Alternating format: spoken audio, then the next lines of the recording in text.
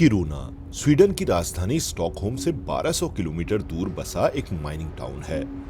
मार्च आते आते ये इलाका लंबी और अंधेरी सर्दियों से बाहर झांकने लगता है। इतने दुश्वार मौसम के बावजूद सैकड़ों साल से लोग काम की तलाश में यहाँ आते रहे हैं, क्योंकि यूरोप की सबसे बड़ी लौह अयस्क खदान यही है।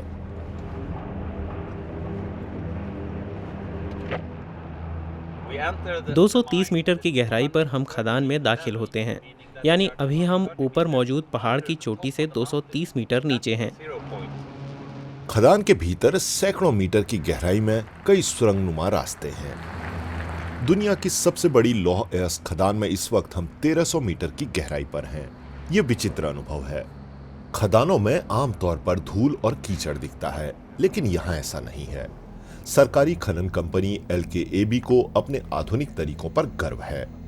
अलेक्जेंडर फाल्कहेड रिमोट से JCB जैसी मशीन चलाते हैं।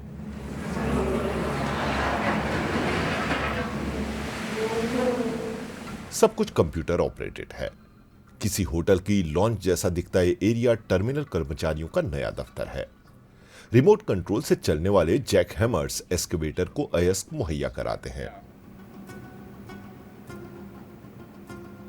ये इस बात पर निर्भर करता है कि मशीन डीजल से चलती है या फिर बिजली से। कच्चे माल की क्वालिटी भी काफी कुछ तय करती है। आमतौर पर ये मशीन हर राउंड में 18 टन लोड करती है। नॉर्मल शिफ्ट में हम इसे लगातार चलाते हैं और ये आराम से 2000 टन प्रोड्यूस कर सकती है। इस खदान की बदौलत स्वीडन दुनिया का 12वां सबसे बड़ा लौह अयस्क उत्पादक है और यूरोपीय स्टील निर्माताओं के लिए एक भरोसेमंद सप्लायर भी। खोदे गए अयस्क को ऐसी ऑटोमेटेड इलेक्ट्रिक मालगाड़ियों से ट्रांसपोर्ट किया जाता है।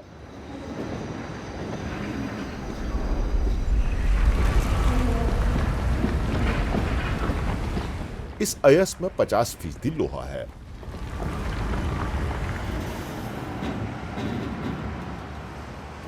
चूरा बनाने के बाद कच्चे माल को लगातार घूमने वाले किलन्स में गलाया जाता है।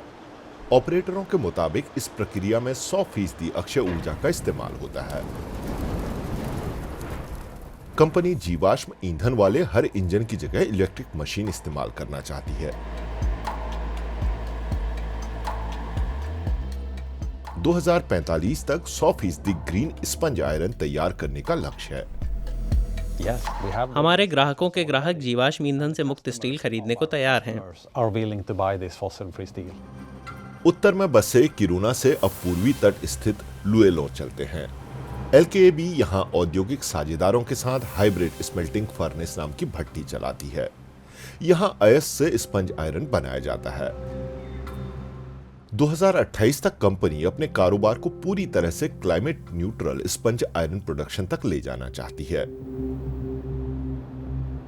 LKAB ने पिछले साल 1.4 अरब यूरो का मुनाफा कमाया।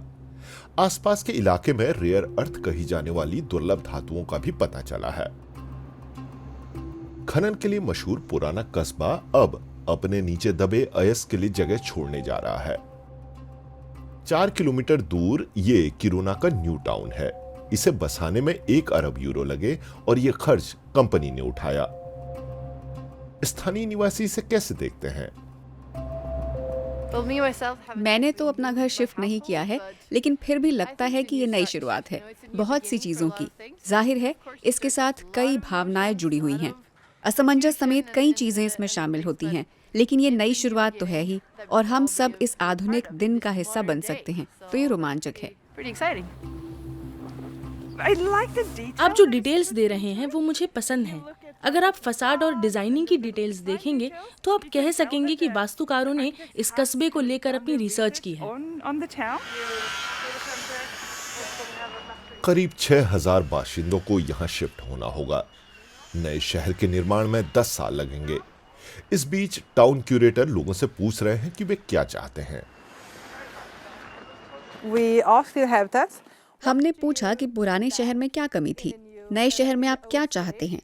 एक चीज जो सामने आई वो है व्यवस्थित शॉपिंग एरिया, क्योंकि अब तक ये हमारे पास नहीं था। लेकिन यहाँ मैं ऐसी शॉपिंग स्ट्रीट में खड़ी हूँ जहाँ कई स्टोर्स हैं। लोग ज्यादा प्राकृतिक परिवेश भी चाहते हैं। क्योंकि किरूना के लिए ये बहुत अहम है। because nature is very important for Kiruna. शहर के नुमाइंदों को एक नया सिटी हॉल दिया जा चुका है। इसका खर्च भी कंपनी ने उठाया है। स्वीडन यूरोप का अहम लौह अयस्क सप्लायर बनता जा रहा है। भविष्य में रेयर अर्थ के मामले में भी ऐसा ही होगा। रूस और चीन बड़े सप्लायर तो हैं, लेकिन भरोसेमंद नहीं। इसीलिए मेयर चाहते हैं कि नए कामगार उत्तरी स्वीडन तक आए। Already we are attractive city.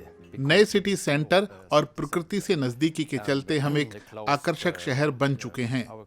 बहुत कम समय में हम सिटी सेंटर से शहर के किसी भी कोने में पहुंच सकते हैं। करीबन 5 से 10 मिनट में आप यहां से स्की करने भी पहुंच सकते हैं। Go to ski and so on. पुराने कस्बे से दर्जनों ऐतिहासिक लकड़ी के घरों को नए शहर तक पहुंचाया गया है। ट्रकों के जरिए हुई इस ढुलाई के सहारे नए शहर में अतीत की यादें बोई जा रही हैं।